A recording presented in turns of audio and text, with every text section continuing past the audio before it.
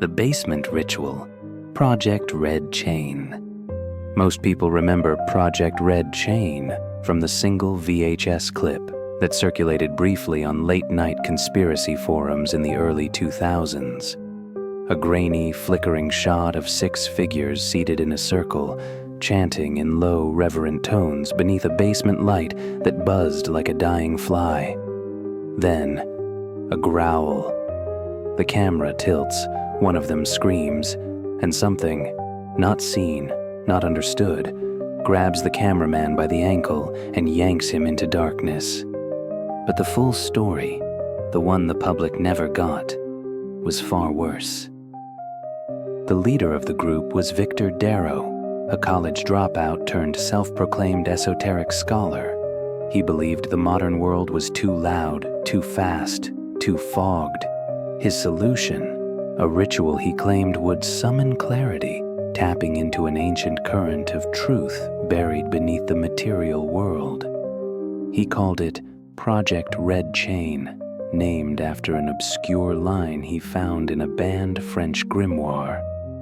Clarity lies where the red chain coils. 5 others followed him, friends, believers.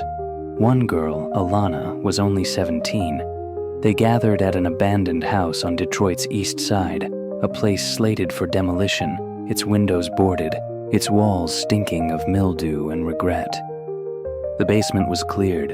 A red circle was painted in chalk and blood. Chains, taken from old scrapyards, were arranged around the perimeter. At the center, a glass bowl filled with salt and teeth. The camera was set up. The chanting began. The footage ends at 1:17 a.m.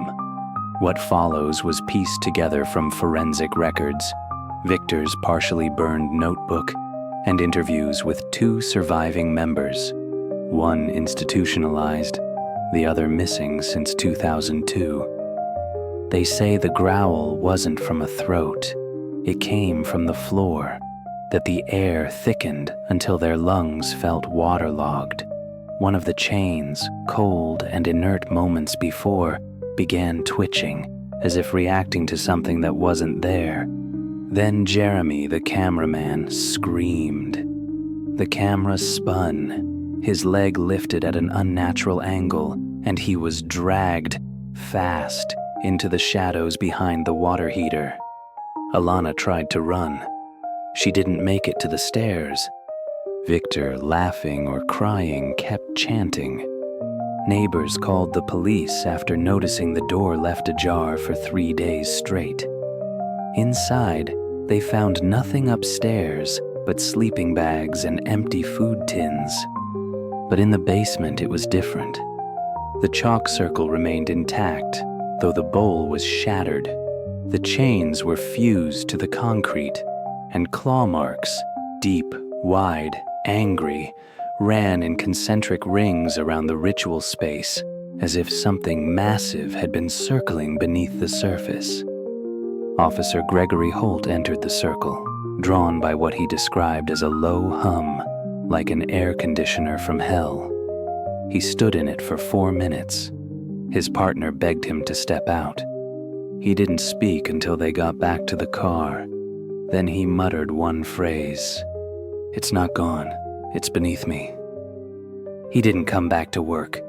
A week later, he was found in his garage, slumped in his patrol car, gun in hand, radio still on. In 2006, a local urban explorer named Marcus Bell went into the house, filming for his YouTube channel.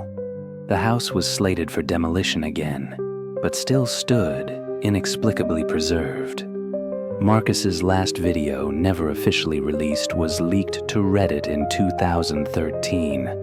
In it, he descends into the basement and pans over the ritual site. The camera's microphone picks up faint chain sounds, though nothing moves. At the end of the video, Marcus looks directly into the lens and whispers, "It's louder down here." The clip ends with static. He was never seen again. Occult scholars have speculated that Project Red Chain was never about clarity. "It was a trap," said Dr. Helene Moreau, a French anthropologist who examined the original grimoire. The ritual calls something through a narrow slit, not to see truth, but to bury it. The red chain is not metaphorical, it's a tether, to bind something below. Something was summoned in that Detroit basement, not a ghost, not a demon, a truth too raw for language. It's still down there, humming, waiting. In 2022, a construction crew began demolition on the property. Their excavator broke through the foundation and uncovered something strange beneath the concrete slab. A tunnel, unmarked, endless. The city sealed the site. No further work has been scheduled. Thank you for watching Fear Files Real Nightmares. Until next time, keep your lights on and your doors locked.